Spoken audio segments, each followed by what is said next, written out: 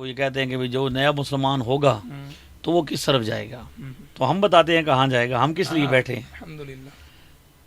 اسلام کب آیا؟ پہلی صدی میں۔ جی۔ قرآن کب نازل ہوا؟ پہلی صدی۔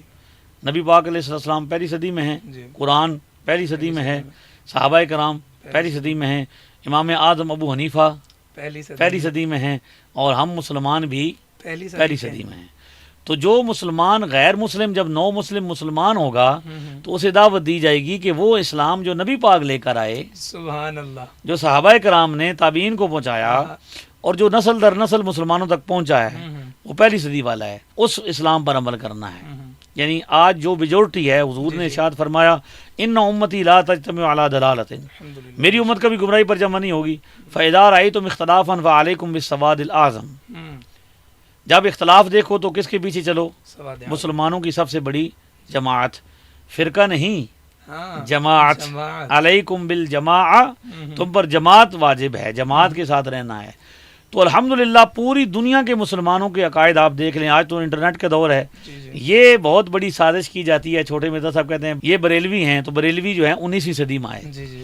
مجھ سے ایک بندے نے کہا کہ آپ یہ کہتے ہیں کہ بھائی سارے عقیدے فرقے جو ہیں وہ نئے ہیں، کسی کو 100 سال ہوا، کسی کو 150 سال ہوا، چھوٹے مرزا صاحب کے فرقی کو 16 سال ہوئے، ایسا ہی ہے۔ 2008 میں انہوں نے اپنا فرقہ لانچ کیا، فرقہ لانچ کیا، ٹھیک ہے جی۔ تو انہوں نے کیا کیا؟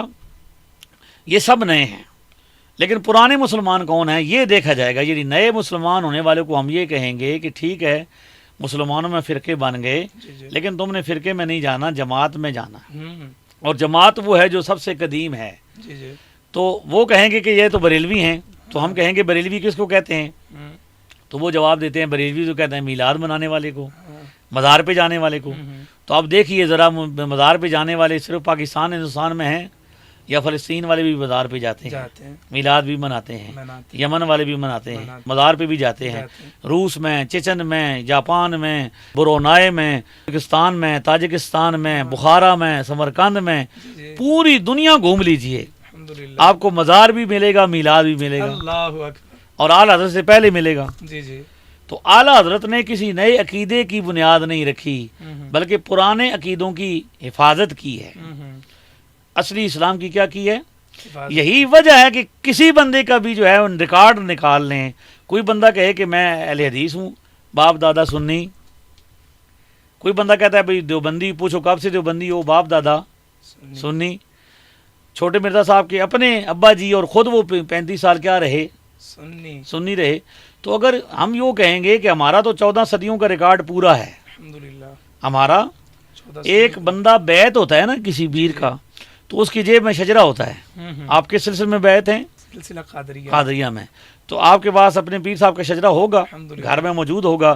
پیر صاحب سے لے کر نبی پاک صلی اللہ علیہ وسلم تک سارے پیر پورے ہوں گے، الحمدللہ، ساری چین پوری ہوگی۔ استادی شاگردی ہماری ہے الحمدللہ، ہم سے لے کر نبی پاک صلی اللہ علیہ وسلم تک سارے استاد بھی ہمارے پورے ہیں۔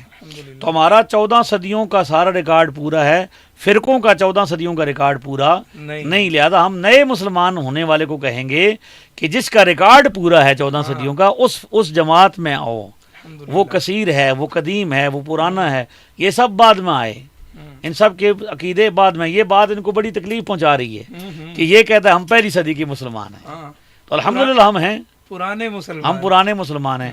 میں ہر جگہ پہ کہتا ہوں کہ گاڑی نئی لے لو، مکان نیا لے لو، کپڑے نئے پہن لو، لیکن نماز پرانی، عقیدہ پرانا۔